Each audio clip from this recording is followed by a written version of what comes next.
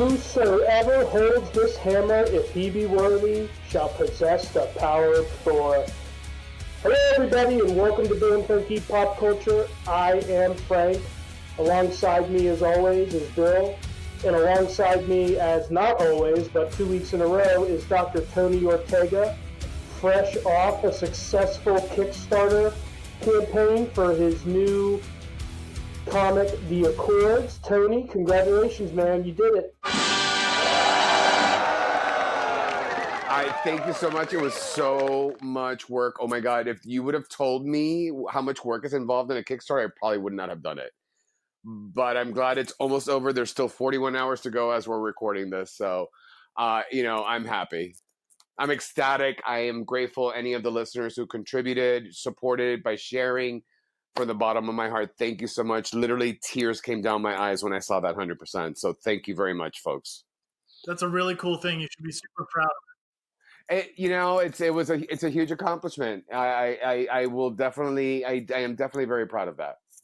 Yeah, so I'm hoping anybody that's listening that actually went in and contributed, the $9 minimum at the least, be proud of yourselves. You're going to put something beautiful and important out into the world, and take one step closer to the education that this world so sorely needs. So, all right, guys, we got a lot to talk about today, and let's get right into it.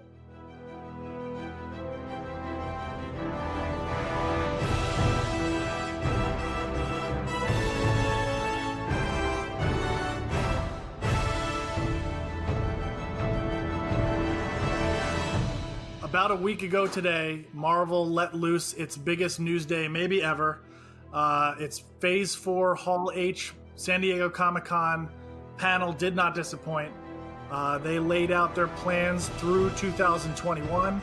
Now, right off the bat, that doesn't seem like it's a ton of time, but in the next 2 years plus, they have no less than 11 projects they laid out. Very ambitious Phase 4. Lots of things were laid out for us. Still a lot of questions unanswered. There's a ton to jump into. I'm going to take it in no particular order.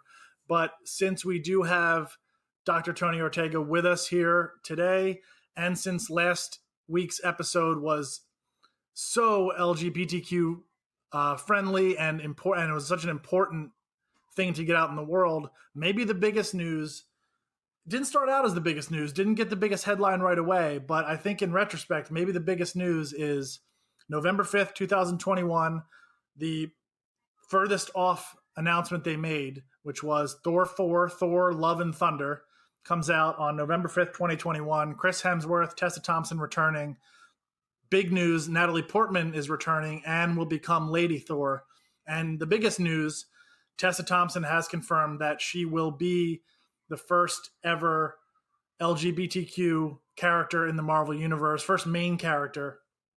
Really big news. They asked her right off the bat at the panel, what is Valkyrie's first job as Queen of Asgard going to be? She said, my first job as Queen is to find whoever's going to be the Queen next to me, which was right out of the gate, getting it out there that, yep, this is happening. Nope, there's no ambiguity about it. Valkyrie is at the very least bisexual, if not lesbian. So, Tony, what were hearing that right off the bat? Such a big, important character. What was your reaction? So my reaction was like, hell fucking yes. Because I remember in Endgame, everybody's like, oh, a character comes out as gay in Avengers Endgame. I didn't see it the first week. I think I waited a week or two. And then I saw, and it was like just some minor character in a support group. And I was like, all right, Marvel, you can do better than that. So that was a little bit of a letdown for me. And I'm sure for my fellow members of the LGBT community. And then hearing this, I'm like, Valkyrie, that's a major character. And she's already been portrayed in the comic books, that very short-lived series, Exiles. She was already portrayed as lesbian there. And it was just so well written. I forgot who the writer was for that. And now to have it on the big screen, I think is a huge, huge, huge move. They're beating DC to it, which is amazing. And I personally could not be happier. Sometimes it's the fans of this world are so maddening because Tessa Thompson makes this big announcement and it's greeted with nothing but warmth. Everybody loves it. And then at the same breath, Natalie Portman is announced as she's going to take up the mantle of Thor in this comic because it's based off a very well-liked Jason Aaron run in the comics called Love and Thunder. And immediately, of course, there's huge fan backlash to Natalie Portman being Lady Thor. It's almost like, fans take one step forward and then immediately take two steps back. It's really annoying to see her already getting trolled, and this movie is still 2.5 years away. Yeah, but Bill, so it's kind of the same thing with the 007 announcement. They announce a black woman is going to be the next 007, and everybody freaks out, and then after a couple of days and things start to digest a little bit, we learn that, well, she's not replacing James Bond. She's the new 007. Like, James Bond still exists. He's just no longer 007 for whatever reason. She's the new License to Kill 007. And it's like, oh, okay.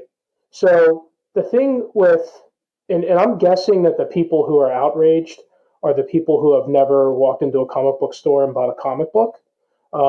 Because like you said, this was a very well-written, well-liked story that Jason Aaron wrote, who I'm a big fan of Jason Aaron.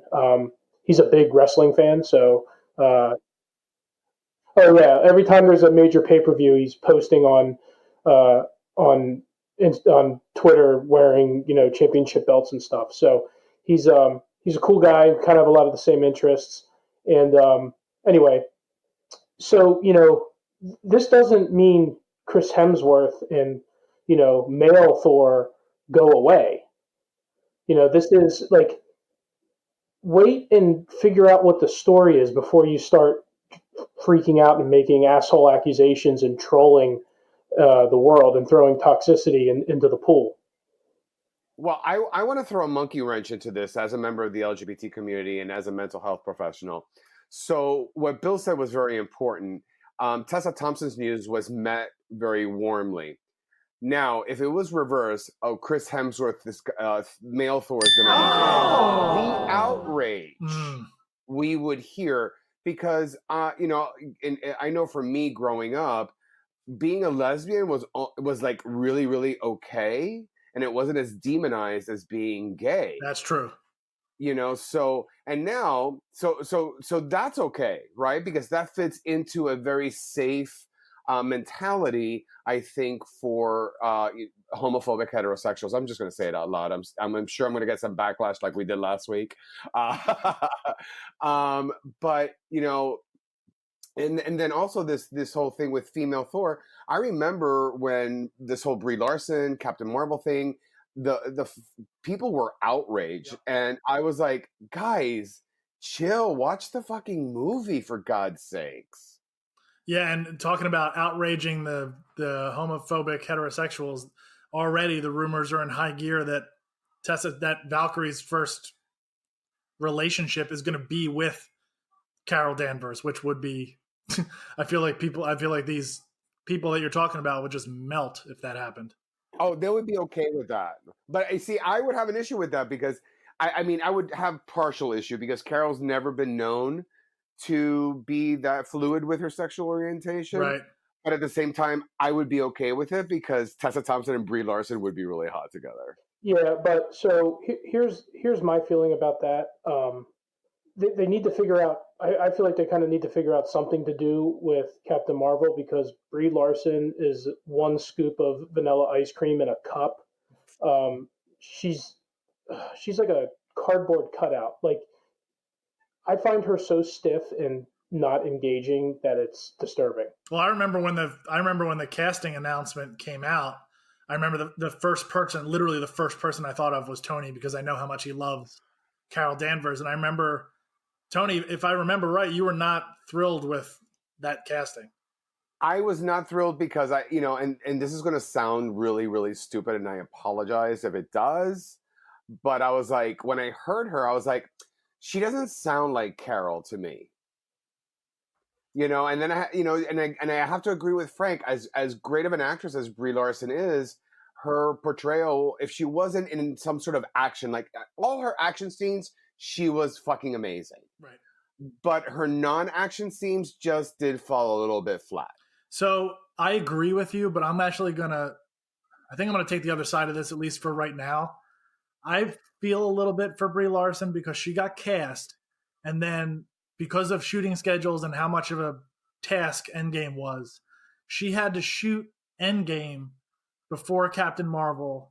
So she had to sort of play the character in Endgame like she had already been through all the events of Captain Marvel, even though she hadn't shot it yet. So I feel like, obviously if you're a good actor, you can do that, but it was a little bit of a challenge. And I think even she said she had a real hard time sort of figuring it out as she was going through this. So I'm waiting. I'm not going to say she's great, but I'm going to wait and see what happens in Captain Marvel 2 before I really pass judgment.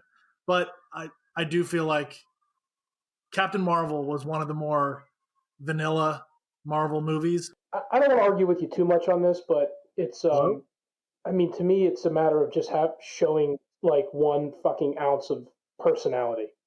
Well, I think I agree that she could be better, but I don't think she was that. I wouldn't say she was that wooden. I think we're going to see a change in 2 because she's really become more in touch with the character, I think.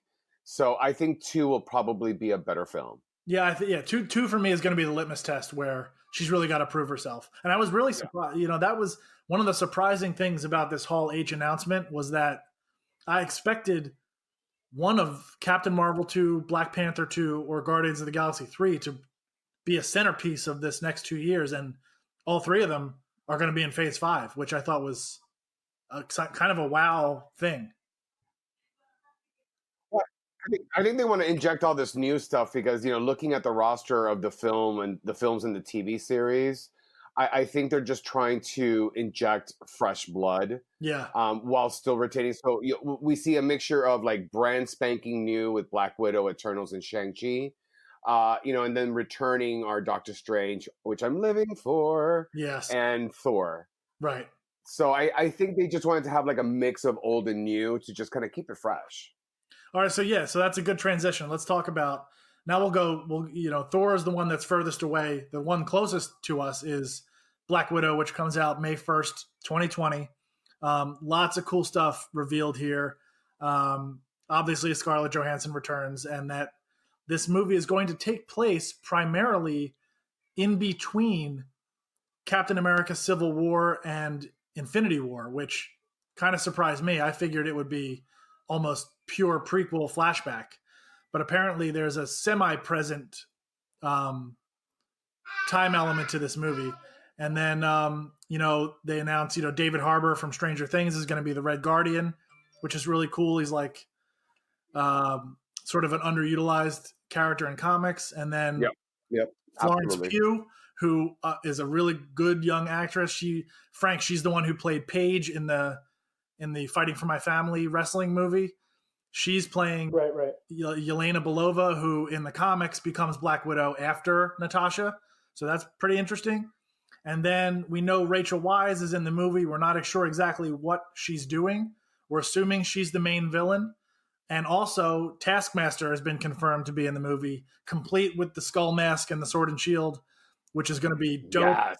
Yeah, whether they do a gender switch and have Rachel Weisz is the Taskmaster, I don't know if that's going to be the case. But a lot of things are a little different about this movie than I thought. Not only the more modern element of it with Natasha in between Civil War and the Infinity War movies, but also the fact that we could be seeing a new Black Widow, and then the movie might actually move the Marvel narrative forward, which I didn't think would happen. What did you guys think about this? Well, I'm a big Taskmaster fan. Me too. Usually, whenever he shows up in a book, it's always good. I love him. I've always loved his interactions with Deadpool. He's been really good in the latest Spider-Man run. But yeah, I've always thought he was just a super cool character. And I was kind of hoping, like, fingers crossed, that's who they end up casting Keanu Reeves as. Oh, that'd be dope. Oh, that would be cool. I mean, they keep tossing Keanu Reeves around. I feel like he's definitely going to end up in the MCU. I would love to see him as either uh, Taskmaster or like Moon Knight, but or Kang. Or yeah, please. Now, my dick just exploded. But yeah, no, I mean, probably out of all the things that came out of Hall H, the Taskmaster announcement, really juiced me up. That shocked me the most. Yeah, and he's a really cool villain for this movie in particular because his sort of power or his, whatever, the fact that he can mimic other people is going to be really cool when he fights Natasha. That's going to be really fun. Mimic her, martial arts style. That's really cool. I think Keanu Reeves would have been awesome in that role. I think Moon Knight would be my number one choice if they were going to cast him for anything. But right after that, and I've heard actually little tiny rumblings about this, is that they may offer him Silver Surfer when the time comes. Ooh. So is he going to do it like crud up as Dr. Manhattan, like full dick and balls? Full silver dong. I hope so. My body is ready for that. The silver squirter. Feige did confirm, we'll jump around a little bit here, but Feige did confirm that Fantastic Four was in the works and that it was going to be on the big screen. But there's a lot of people, a lot of comic writers have actually come out over the past week and said that before they go X-Men and before even they go Fantastic Four, that the way into those universes should be a Surfer movie, which is an idea that's starting to sort of pick up steam. I wonder what your guys' take on that is. Say that again. He would be the way in to a cosmic or a Fantastic Four universe. I think both. I mean, I think I don't know. Maybe they introduce Surfer on Disney Plus and then the Fantastic Four in the movie. I don't know. But it's certainly it would fit with like a Silver Surfer stinger at the end of the Eternals would not be out of line. I don't think. Yeah, like I kind of feel like that's the first place we would see him if he was going to be the herald, no pun intended, of things to come in the MCU. I mean, because I would imagine the Eternals is going to be a pretty cosmic, yes, pretty cosmically crazy movie. So, yeah, I would hope we'd see him. I'm hoping. See, I'm thinking something really crazy is going to drop in Eternals because it's such a deep cut. And they're also going to the Eternals is also going to introduce an LGBT character. That's the rumor. Yeah. So is that one of the people they brought out on stage? Do you think, or no? I have no idea. I haven't heard any rumblings about that, but they're just saying that one of the Eternals. But that would really suck if I was an Eternal in a whole city of Eternals and I'm the only queer one. Yeah. I heard they were going to call it Gay Eternals. And that got shot down. They were going to gay who? They went to Feige and they said, listen, we're going to call the movie Gay Eternals. Gay Turtles. Okay. No, Eternals. Gay Eternals. Oh, Gay Eternals. I was like, Gay Turtles? What the fuck is that? That's the new Teenage Mutant Ninja Turtles movie coming out. The offshoot, the spin-off series. We're here at the Eternals, which is the movie immediately following Black Widow, which I like because Black Widow is very earthbound and then Eternals is super not earthbound. So let's talk about it. That comes out on November 6th, 2020. I mean, if you would have told me 10 years ago when the Marvel Cinematic Universe was starting and Robert Downey Jr. was just cast as Iron Man, if you would have told me 10 years later you're going to have Angelina Jolie and Salma Hayek joining the MCU, I would have told you were fucking nuts. But this cast is out of this. I mean, I don't know much about the Eternals. I have not read them. I don't know anything about any of the characters. But I know that this cast is, Angelina Jolie leading it, Salma Hayek, Kumail Nanjiani, who's all of a sudden a huge star, and Richard Madden, who, I mean, I'm not gay, but I want to bone Richard Madden. He's that good looking. So, I mean, I'm jealous. I thought I was going to be the first one, Bill. Nope. Rob Stark is ahead of you, Tony. Oh, damn it. But, I mean, this is really interesting to me. This is like, A-list actors wanting to be a part of this super deep cut, like taking storyline out of it for a second, like what the content of the movie is, How surprising is it that this movie's getting made and it's got this kind of talent behind it? Well, I think we're seeing an emergence of these deep cut movies and TV shows, because I don't know if you guys saw on the DC streaming Doom Patrol. Yeah. And Doom Patrol is a deep cut, and it was really fucking good. Yeah, I it was. was not bored the entire time. So I mean, if they, my thing is, if they use Neil Gaiman's Eternal series as a blueprint for this movie, it's got the formula for success, because that's by far my favorite. I did not read the original Jack Kirby run or much of it, but I know that because I read anything by Neil Gaiman, because he's like God. How can you go wrong? You His can't go wrong. Eternal series was amazing. I'm not going to bullshit anybody. I don't really know anything about the Eternals. No, me neither. Well, I could give you a little bit of history if you want. Hit it. Please, Tony, do. So the Eternals were, if I'm not mistaken, created by the Celestials. I was going to say Kree. So they were created by the Celestials. So they're kind of like in DC universe, like the new gods almost. Okay. So they're really hard to kill, super indestructible. They're kind of like, they're almost like demigods. I mean, hello, they were created by the Celestials. You know, I'm sure the Celestials knew what the fuck they were doing. So Tony, so name a couple of the Eternals. So you have, oh God, what's his name? Icarus, who is the leader. That's probably who Rob Stark will be playing. I forget the actor's real name. I do have that here. So yeah, the four I have here. I bet you. The four that I have here are Richard Madden's playing Icarus, Angelina Jolie's playing Athena. Okay. Kumail Nanjiani. Oh yes. Yeah, Kumail Nanjiani is Kingo, and Salma Hayek is Ajak. Oh, so they're gender switching one of the characters, because I think Ajak is male in the comic books. No, well, if you want to change somebody to Salma Hayek, I'm fine with it. Oh, I'm okay with that. I'm just wondering who they're going to cast as Cersei, because she was a member of the Avengers for a while, and she's like a badass. She's like a demigod that likes to drink her martinis and shop at Barney's. I mean, she's super badass. So I hope to have Cersei in there, and I would love to see who they would cast for that character. So where do we think this is going? Like, so Frank in particular, I know that you were super in on the second post-credit scene of Far From Home, which was with Sam Jackson up in space. Do we think that's tying in here? Where do we think this is headed? Do you have any inkling or where would you like to see it go?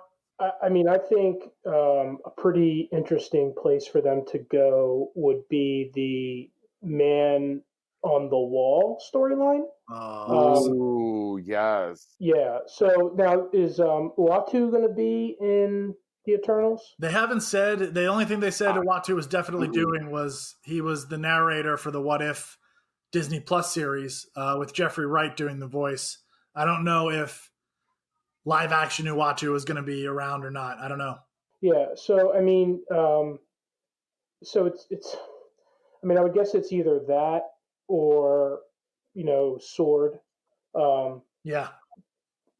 Or kind of what I'm thinking is, see what I'm hoping is, because I like thinking about, I like it when they drop things in the middle of an established franchise, and it's like you didn't know it, but this has been going on the whole time, So what I like thinking is he's been back and forth between that space station this whole time, right? Yeah. So sometimes it's him, sometimes it was the Kree that you saw him as, and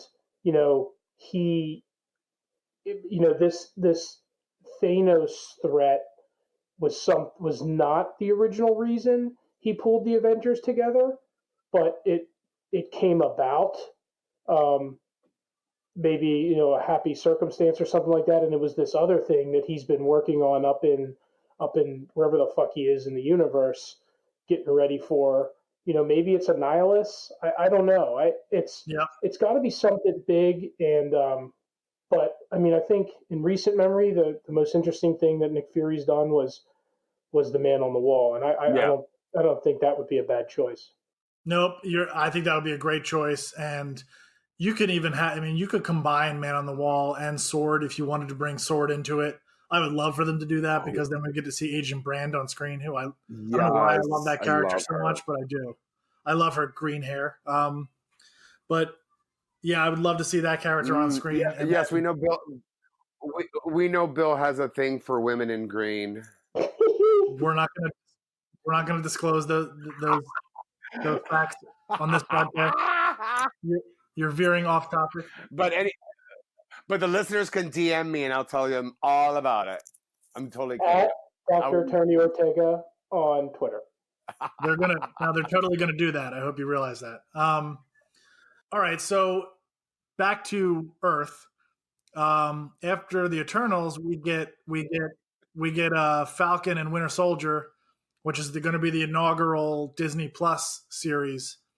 And Disney Plus was a huge part of this presentation, way bigger than I thought it was going to be. And it looks like that the Disney Plus series is like, for whether you like it or not, they're going to heavily impact the movies. Yes. Falcon and Winter Soldier seems like not much we can really say. It's going to be a home run. The chemistry between Mackie and Sebastian Stan is already on full display. I guess really the only questions are, do we think when this thing starts, Mackie is Captain America, or is he struggling with it? Is maybe Bucky a little jealous that Steve turned it over to Sam? And then we also got the big news, which gave Frank a huge boner, that Daniel Bruhl will return as Zemo and will be donning the purple mask and coat, like he's right out of the comics. So what do you guys think? Where's this thing going? What's going to happen? Do we think that Falcon is Captain America when it starts? I heard a rumor about that was the case, and already the fanboys are being like all pissy about it. And I'm like, guys, come on, watch it first and then form an opinion, you idiots. I'm all for Sam being the new Captain America Falcon combo that he was in the comic books. I'm all for it. I think we need to see a person of color in the Captain America suit, particularly in this day and age. I think it sends a very, very strong message of inclusivity. So I am all for it. I agree. I think I mean, once again, it's right out of the comics. He was handpicked by Cap in the comics. And if we want to have an MCU, in my opinion, it should follow, the 80-year history of Marvel. So I think what you're going to see is, what I'm thinking is, I think you're going to see a Falcon who's struggling with living up to Steve Rogers. Yes. And, yes, he's Captain America now, but he knows he's not Steve Rogers. He's always going to be second guessing himself. He's always going to be feeling like he shouldn't be, the reluctant hero. And what I think will be really interesting will be how they decide to have Bucky play into that. Is Bucky always busting his balls about it, or is Bucky supportive and kind of egging them on? I think it would be more entertaining, the chemistry that those two have, if Bucky's always kind of poking them and ribbing them about it. Yeah. But the fact that they're bringing Zemo back and putting him in the purple hood, major erection time. That reminds me to buy a purple hood next time I see you, Frank. Yeah, I love a purple head, Tony. I'm looking on Amazon right now for one. Yeah, but I think you've hit on it, Frank. The real curious thing for me is where Bucky fits in this. Like, after Endgame, he's kind of doesn't really have anything he doesn't really have a role. So it'll be interesting to see what they do with him. I'm sure whatever Zemo is doing will apply to him in some way because they have unfinished business. But I think that's the most interesting part.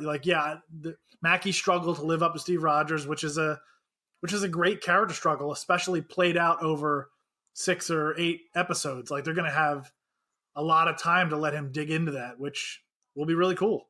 I was going to say, it's interesting you say that about Bucky, Winter Soldier kind of floating and not really having a place or knowing what he is because, for the last few years, or maybe longer, that's pretty much where he's been in the books. He Right. pops in and out of certain stories and, he kind of shows up when they need an extra guy. And like Kyle Higgins just had a, 5 or 6 part miniseries, which was very good, but not really connected to anything else. So, they really haven't figured out what his place is in the comics. Ever since the whole, ever since what 5, 6, almost 10 years ago, maybe. And it's just kind of funny that it's the same sort of unknown now in the MCU. I mean, I think they'll figure it out. Feige's pretty good. I would be perfectly all right with him being just the guy that stands next to Falcon and busts his balls and ribs him. And I just think that the two of them together, to be honest, I don't really think either of them are strong enough to stand up on their own. I think they need each other. So just keep the two of them together, and I think it'll be nothing but entertainment. Well, how about this? An overarching theme of both of them trying to find their place in the world. Right. Just in different ways. And exactly. That would be interesting for me. Right. Me too. And that brings me to my last question about this, Frank. And you kind of went right up to it, right up to my question is, can Anthony Mackie and Sebastian Stan, or really can Anthony Mackie, will we see another Captain America movie on the big screen with Mackie carrying it? Do you think that can happen? Absolutely not. I do not think so. Wow. A firm no. Wow. That was really firm. I felt it all the way over here. Yeah. I just think that, I mean, listen, unless, and to be honest, like I kind of feel like Disney feels that way too, or else they wouldn't be putting it on Disney Plus. I like Anthony Mackie, but he's not gonna. I just don't see him bringing people into a movie theater. Yeah, it would be the brand.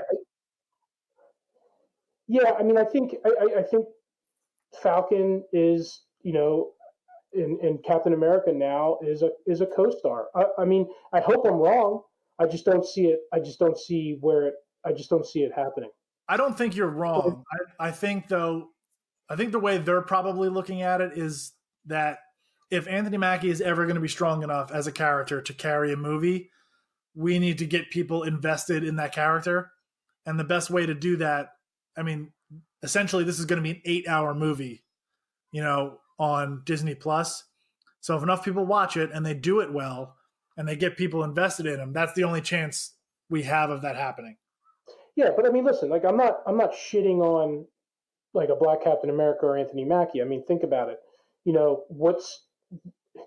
Maybe he can't carry a movie in the theaters, but what's wrong with being the star of a fucking television show on Disney Plus, that has 3 or 4 seasons? I mean, is Stephen Amell, who's we all fucking love as Green Arrow, is he going to draw people to the movie theater to go see him as the lead in anything? No. So it's just, I think certain people have drawing power, and I think certain people don't. And I just don't think Anthony Mackie or Sebastian Stan are going to get people up off their asses in the numbers that Captain America, Winter Soldier, and Civil War did, and get them into the theater.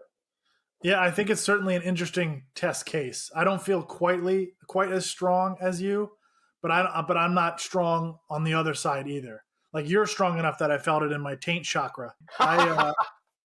But I didn't. I don't know. Like I'm curious. I would like to actually see it happen, and maybe it fails. Maybe it fails. But I'd like to see it happen just because I'm curious as to what the returns would be. Yeah, I mean, listen, unconventional casting, unconventional decisions. I mean, it's all the rage now. Who knows? Maybe I'll be wrong. I hope I am. But like I said, it's just the way I feel about that character. I love him as a co-star. I just don't see him carrying a movie. I agree. I don't think Anthony Mackie or Sebastian Stan are leading men for me to get up. I mean, it's hard enough for me to get up off my ass to go to the movie theater. And even Sebastian Stan, as cute as he is, I don't know that I would spend, $18 here in New York City to see him top billing. They're not strong enough actors. They're good actors. They're just not strong enough to carry leading male role. Agree. And, I agree with the Good Doctor. And also, I don't care who it is. I mean, I don't care if Falcon had been played by Denzel Washington. Like, following Chris Evans in this role, Wesley Snipes. Yeah, well, following Chris Evans for as beloved as he ended up being in this role, like, not only does Sam Wilson have to live up to Steve Rogers, the actors have to, like, the actor playing the next Captain America has to live up to Chris Evans's the job he did, which I feel like is sort of impossible. But look, dude, it's not just that. It's even though he is the Captain America now, it's still Falcon. Yep. You know what I mean? Yeah. It's like Cap gave him the shield, but it's still Falcon. And at the end of the day, just like in the comic books, nobody ever gave a shit enough about the Falcon to go buy his solo book with any consistency. So it's kind of the same thing. Yeah, I agree. Yep, I agree. So, and Frank, a minute or so ago, you mentioned unconventional movies, unconventional casting. Certainly, maybe the most unconventional announcement in this whole thing was February 12th, 2021 will be Shang Chi and the Legend of the Ten Rings, which is a dope title. Yes. But, and Tony Leung, who he's in he's a super big Asian action star, will be playing the real Mandarin in this one. Awkwafina is the female lead, who's really become very popular in the world. But this thing to me, especially with a complete unknown Asian American actor playing Shang-Chi, this is unconventional. Sort of how they're going to fit it into everything is really tough. To me, this is Marvel's riskiest play. Like, Marvel's such a strong brand now where I don't think anything can really completely bomb or tank. But to me, this is the riskiest move they've ever made. What do you guys think about this thing? I have a theory about this. First of all, I am super pumped for this one and Doctor Strange. I think this is Marvel's way of redeeming themselves for the Netflix Iron Fist, which I happen to like, but I could also see why people really disliked it. I liked it. I liked it a lot, but it did not do well. Fans hated it, but fans hate everything. And I think this is Marvel's way of like, okay, we're going to do it right this time, and we're going to blow it. I think Shang-Chi is going to blow us out of the water. That's my theory because, egos are real, and I think they want to redeem themselves for the failure of Iron Fist. That's an interesting point that I had not considered. Like, that makes sense to me. There was so much backlash to casting a white as the driven snow, blonde-haired boy as Danny Rand. Now, but isn't that what Danny Rand is in the comics? But yeah, exactly. But I was not in agreement with that argument because in the comics he was a white, blonde hair, blue eyed dude, rich dude from the Upper East Side of New York City. Yep, I agree. But the backlash was there nonetheless. I thought that was crazy. I just don't think people like the actor. Yeah, that's possible. Yeah, I would have gotten a stronger actor for that. And I will say, as much as I loved it, I really, really, really loved it. But season 1 had a very weak storyline. There was a lot of Easter eggs for me that I was like, oh yeah, that makes sense. That's cool. But Finn Jones, I liked him, but yeah, they needed a stronger lead for that because you've got Mike Coulter as Luke Cage, Kristen Ritter as Jessica Jones, and Charlie Cox as Daredevil. They're so strong. Yeah. And then here's Finn Jones, who's kind of like Falcon and Winter Soldier kind of category, They needed someone stronger for that. So is that whole universe dead in the ground? No one said anything. From what I understand, Marvel Disney Plus has to wait 5 years from the last time a Marvel Netflix series airs. So Jessica Jones season 3 was the last thing that came out last month. Yes, I think. Yeah, so we're looking at 2024 until we can see those characters. At least on, I don't know where it stands for like the big screen, but at least on a streaming network, we're looking at 2024. Yeah, so it's dead. I don't know. I mean, if I'm them, I bring and this is just my bias coming out, but like I have John Bernthal show up on the big screen somewhere because you cannot lose him as Punisher. He was so good. Yeah. Just put he can be on the big screen. Yes. Yeah, I agree. So Shang Chi, They should have him show up.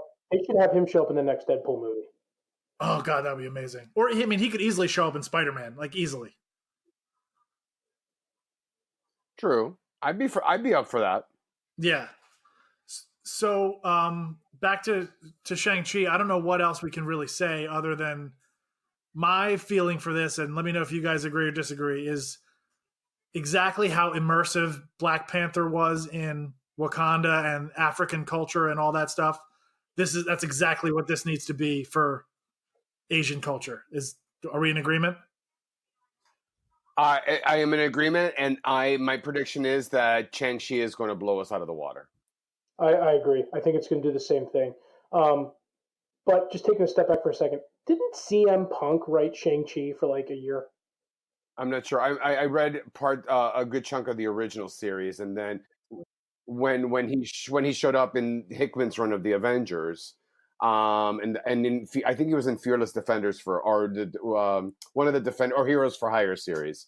But no, I don't think I read that one. If that's the case. Yeah, I mean, I don't know what else to say about Shang-Chi.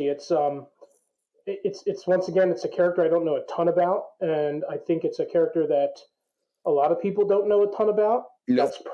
That's probably a good thing.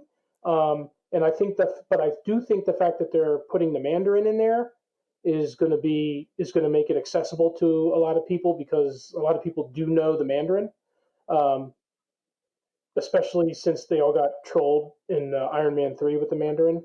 So I agree with Tony. I think Shang-Chi is going to be like Guardians of the Galaxy. It's going to people are going to go in not knowing what the fuck to expect. I think it's going to have major MCU greater plot device tie-ins, and it's just going to blow everybody away.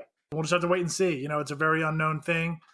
What isn't unknown is the next thing that Marvel unloaded on us was this sort of crazy 2-part story, which is WandaVision on Disney Plus, leading directly into Doctor Strange in the Multiverse of Madness, which is the most dope title for a movie they've ever come out with.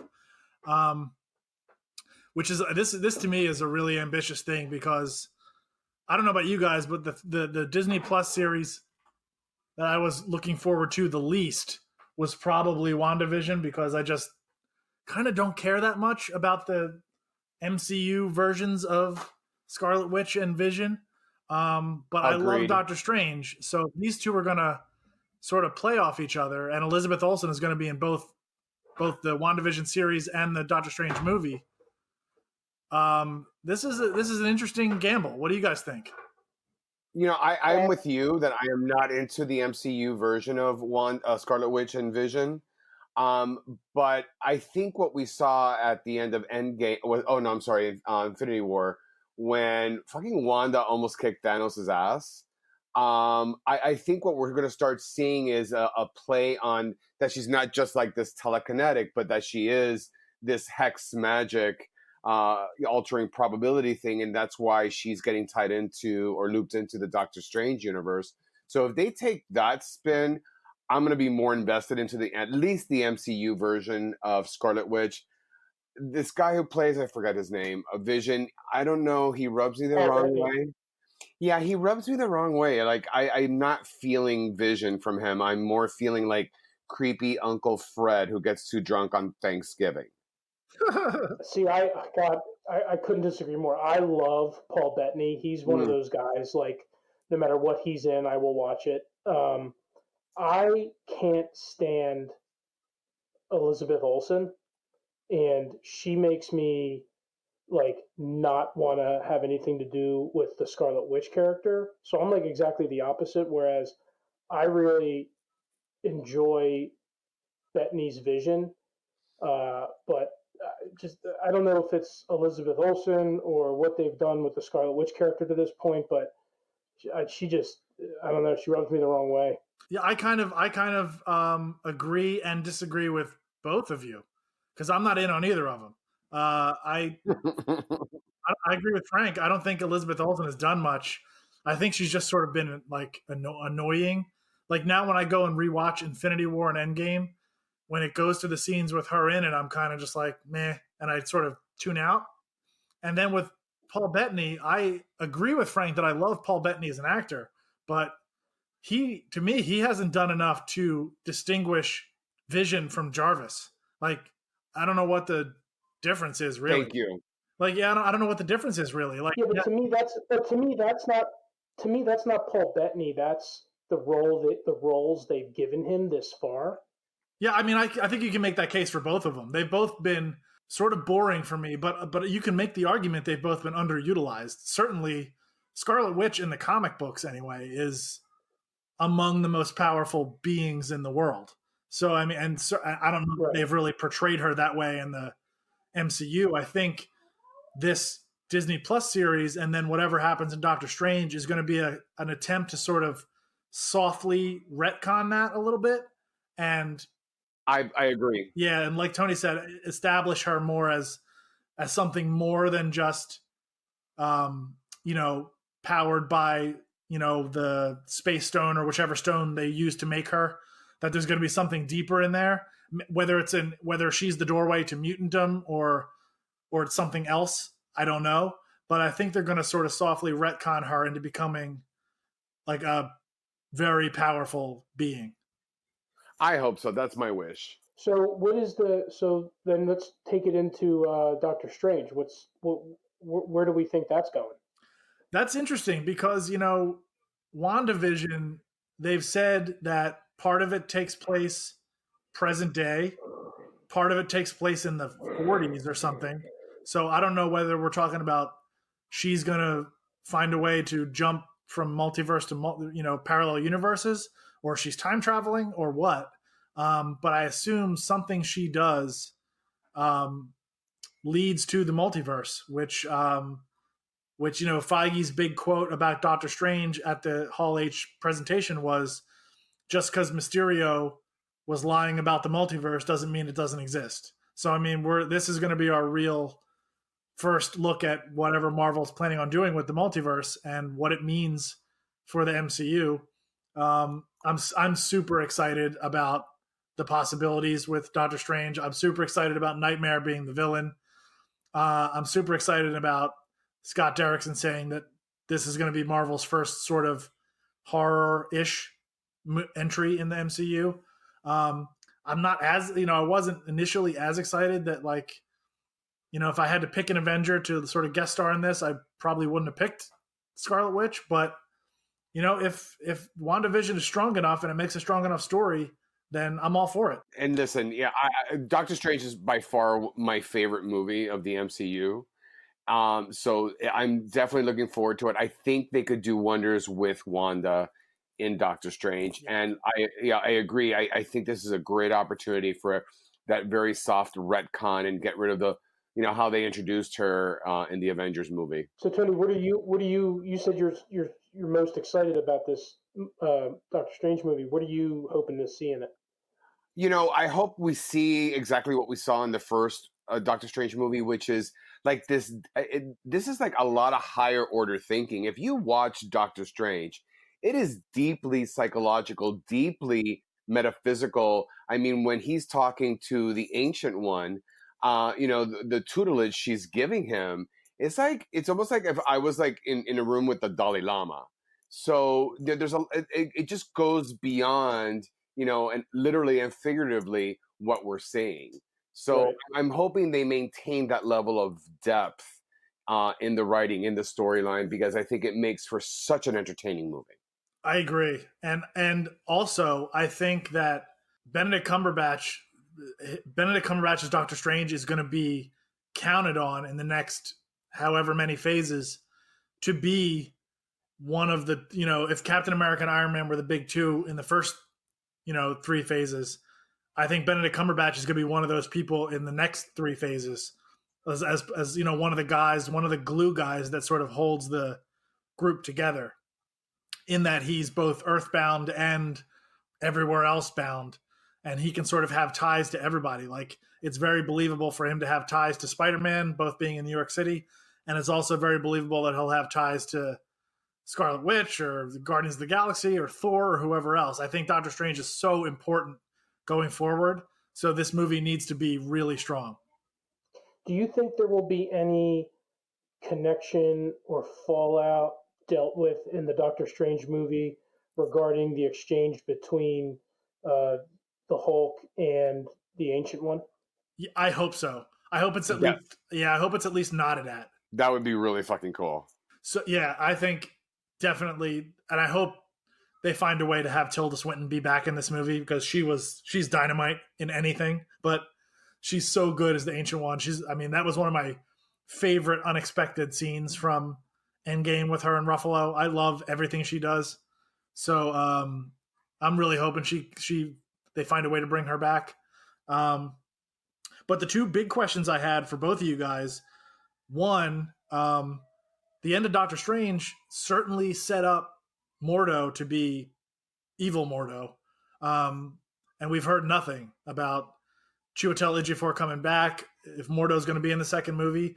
Do you think they've kind of moved past needing him, or do you think that's a surprise we're still going to see? I think it's a surprise we're still going to see. Yeah, I mean, I think he'll be.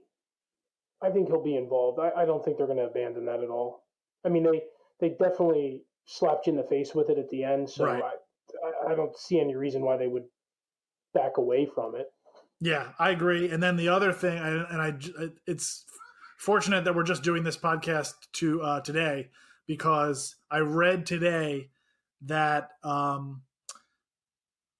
this movie with its multiverse-ness and all that stuff is where they're going to debut Mahershala Ali as Blade, which I thought was a super interesting place to drop him, whether it's in the movie or like, the way Spider-Man was dropped into Civil War, or whether it's in a post-credits.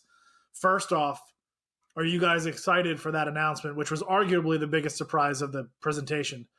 Mahershala Ali as Blade, and do you think this is a good spot to drop him in? I'm not familiar with the actor's work, so I can't speak to that. Now, dropping Blade into Doctor Strange, I think, would be very, very interesting, because there is a whole mystical, at least the way Marvel has played it up, there's this whole mystical aspect to vampirism. So, I just reread the trade, Doctor Strange, the Book of the Darkhold, and the Montesi formula, I think it is which eradicated vampires for a while. I mean, so I think it's a perfect way to weave him in by dropping him into Doctor Strange. In college, I was a huge fan of the Blade movies, and they were like sneaky good movies. I thought, just like, not great cinematic, achievements, but just super fun and enjoyable movies to watch.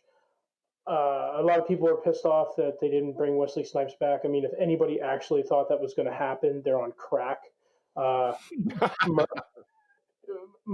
Ali, I think everything I've seen the guy in, he's awesome. I mean, Tony, you don't know him from anything. I mean, he's in House of Cards. He's in True Detective. He was in Luke Cage. Tony would know him from Luke Cage. He was Cottonmouth in Luke Cage. Oh shit! Oh, okay, yes. Oh, I'm living for it now. Yeah. Yeah, I mean, he was amazing in Luke Cage. He's amazing in everything. He is fantastic. Like, I think he's a great addition to the MCU.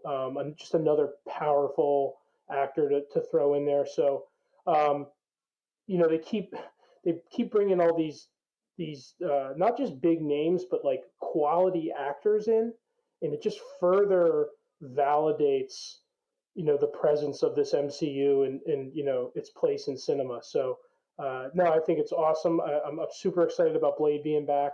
And Bill, I know you'll agree with me, but it's like whenever you add vampires to anything, it only makes it better. Unless it's Twilight. Unless they're glittery, yes. Yeah, exactly.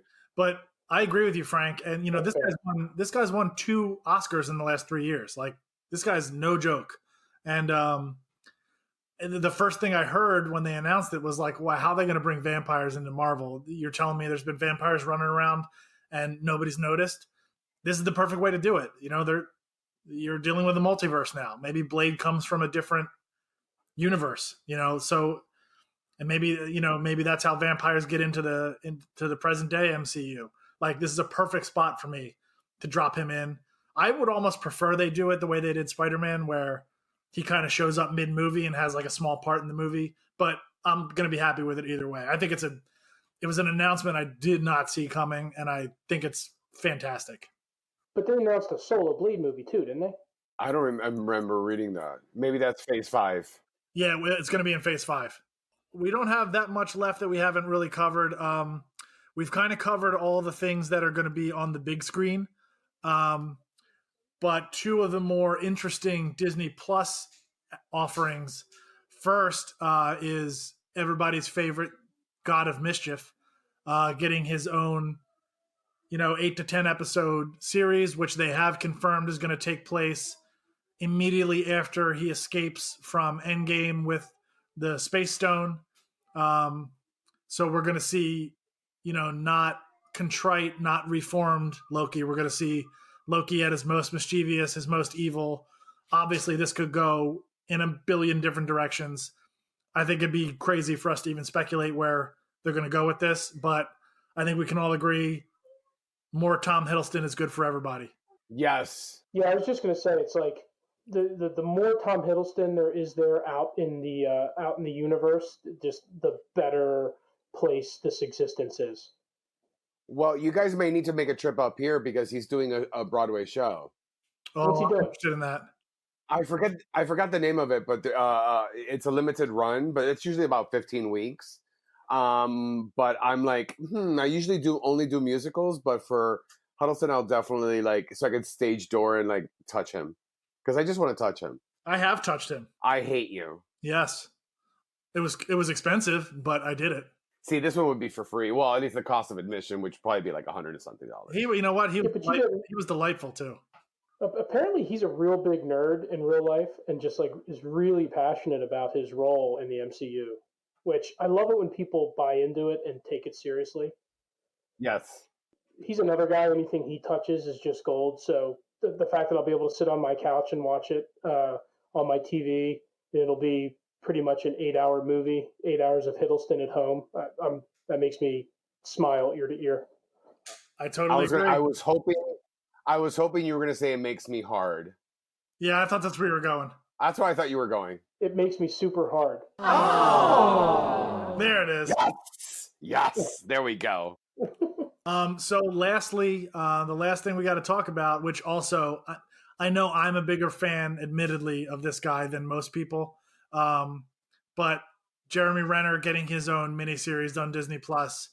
They've confirmed that, it takes place in multiple time periods. We're going to get to see more of Renner during his Ronin phase, which makes me happy because I thought that was a little undercooked in Endgame. I guess it was already a 3-hour movie, so they couldn't go nuts with it.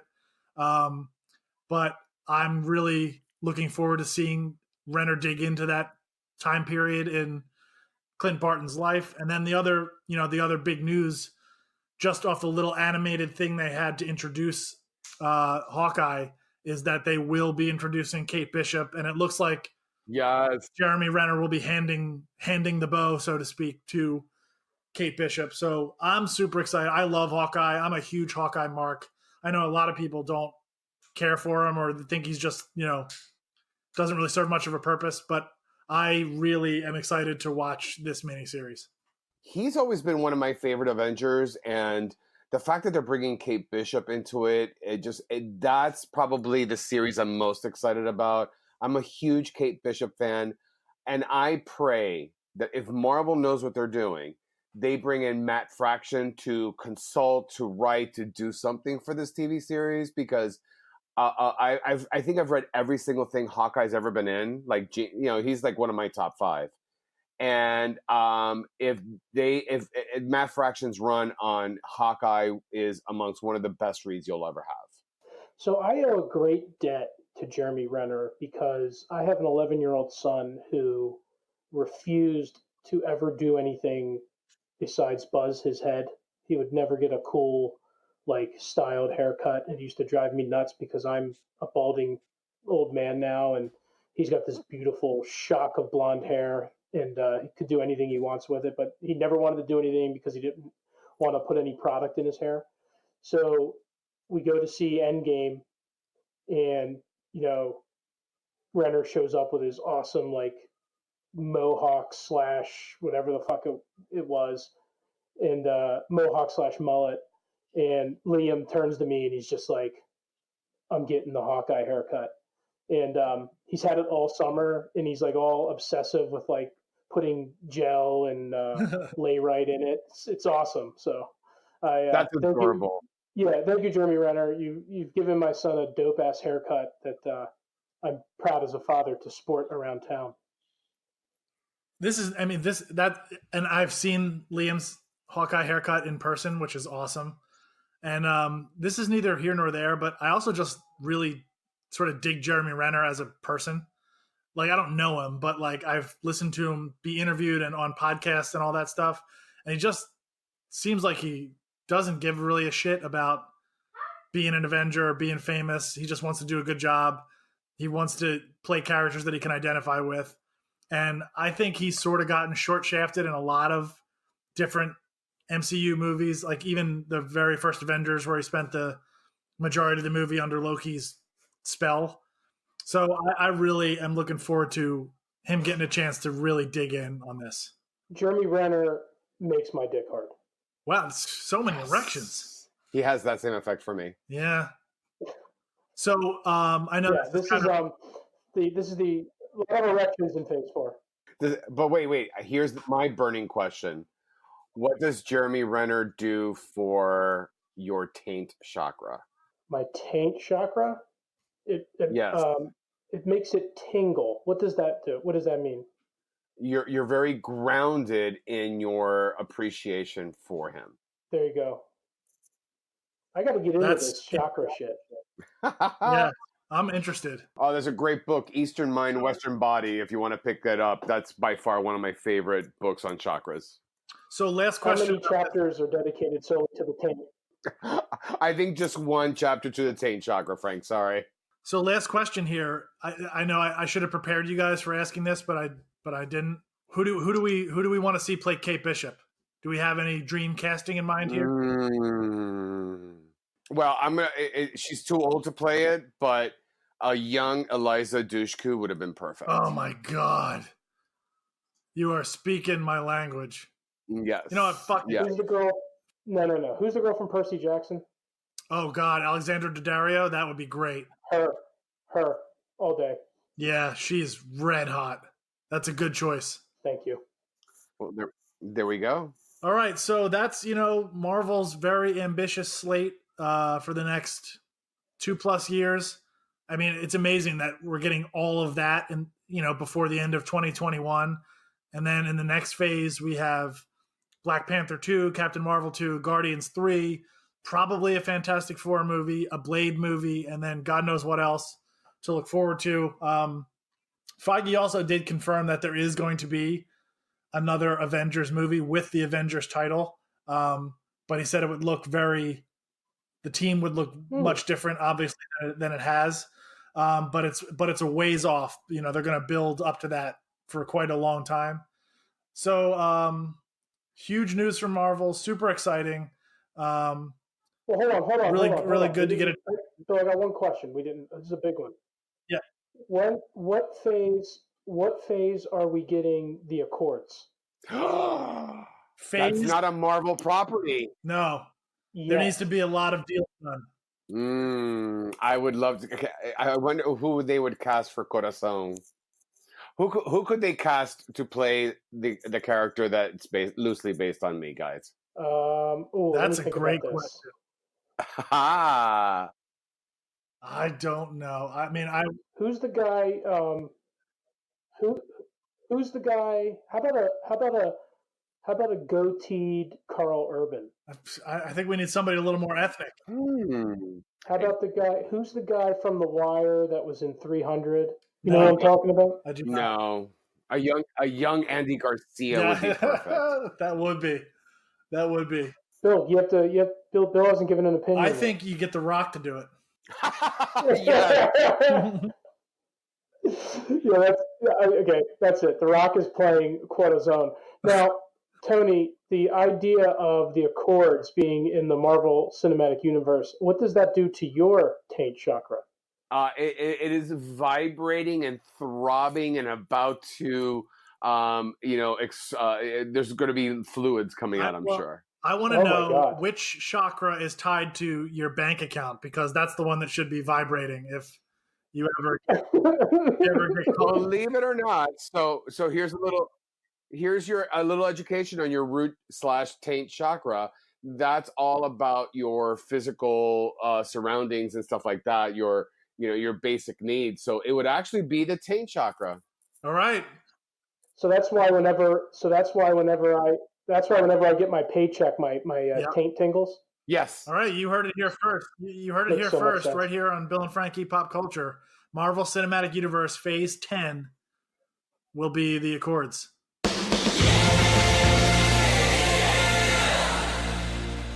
Okay, Bill and Tony, I think we covered a lot of ground here. Marvel Phase 4, a little bit of Phase 5. Doing all that talking, it gets me all excited, makes me think, like, where are we going to be 11 years from now?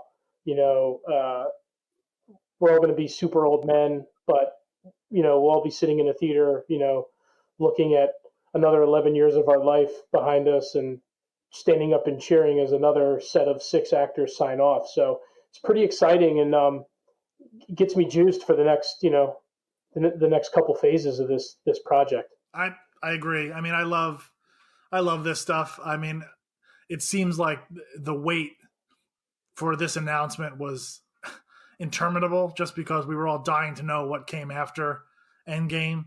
And for as much as I was hoping, it's like, we'll probably get a lot of sequels, and there won't be as many surprises as I think. Boy, I didn't see Thor: Love and Thunder coming. I didn't see Shang Chi coming. I didn't see certainly how much the Disney Plus stuff was going to affect the movie world. So it was a really great, they have not disappointed yet. And like Tony said earlier in this podcast, for all the people that want to bash whatever part of this, like if you want to bash casting, like, oh, this isn't the actor I thought for the role, fine. But let's not bash the storylines and what they're doing with characters before we have a chance to see the movies. I know I'm asking for a miracle here because trolls are trolls, but over the last decade plus, this group in particular has earned the benefit of the doubt. So I'm really excited to see, what comes next. And it feels like, it feels like a long time before May of 2020 when we get our next MCU movie. But this was a great announcement, and I was glad to talk to you guys about it. All right. So once again, I want to thank our very, very special guest, Dr. Tony Ortega, and give him a very big, well-deserved congratulations on reaching his Kickstarter goal for his comic book, The Accords. Tony, thank you so much. Couldn't happen to a better guy. I'm super excited to see what happens in the future. Do you have any plugs or anything you want to say before we go? No, just no plugs. Just keep an eye out. Issue 1 is now complete. The script for issue 2 is complete. My penciler's taking a little bit of a break, but we'll be starting issue 2 shortly. So you could check out or sign up for email notifications at theaccordscomicbook.com. And again, thank you for all the listeners who shared, contributed. And, Bill and Frank, you guys are probably my favorite white heterosexual males on this planet. And I don't say that about a lot of you. So thank you so much. It's really been an honor. And I think the conversations we've been having have been very, very important. And for the most part, very well received. And I'm just honored to be part of this discussion on your podcast. Well, all joking aside, Tony, it means a lot to hear that coming from you. So thanks for that.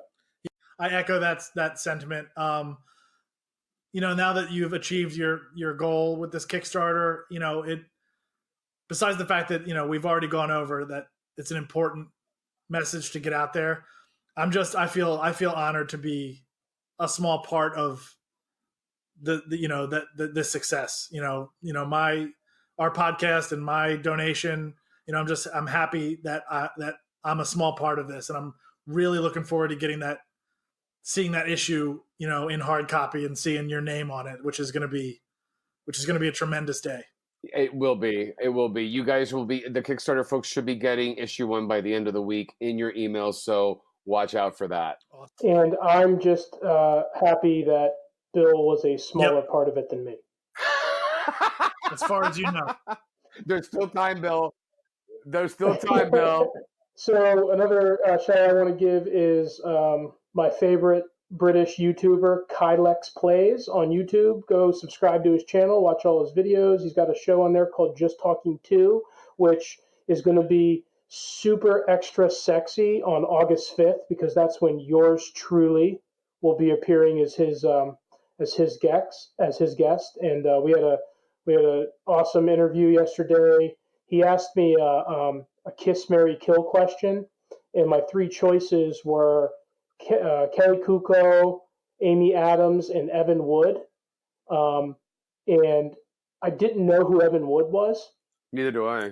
So I killed Evan Wood, I married Kelly Kuko, and I kissed Amy Adams, but then I saw a picture of Evan Wood, and I wish I would have killed Amy Adams. So I really fucked up on that one, but anyway, we had a great talk. Thank you so much. He's at Kylex Plays on Twitter, so check him out. And I also want to give a shout out to a couple guys who took care of us on their last show, the Real AKA Truth podcast. These guys, they're a biracial podcast, 3 guys. They speak nothing but the real truth on today's society and culture. And, you can catch them on all your major podcast platforms. So go check out Nick Muffin TY and give them a shot. They do a good job over there. I've listened to a couple episodes. And that's really all I got. So I'm all talked out. This is a good episode. I also want to just thank Tony for appearing both last week and this week, and I hope you guys enjoyed it. Yeah, so come check us out on Instagram and Twitter, both at BF eatpopculture, and we will talk to you guys next week. Everybody, be well.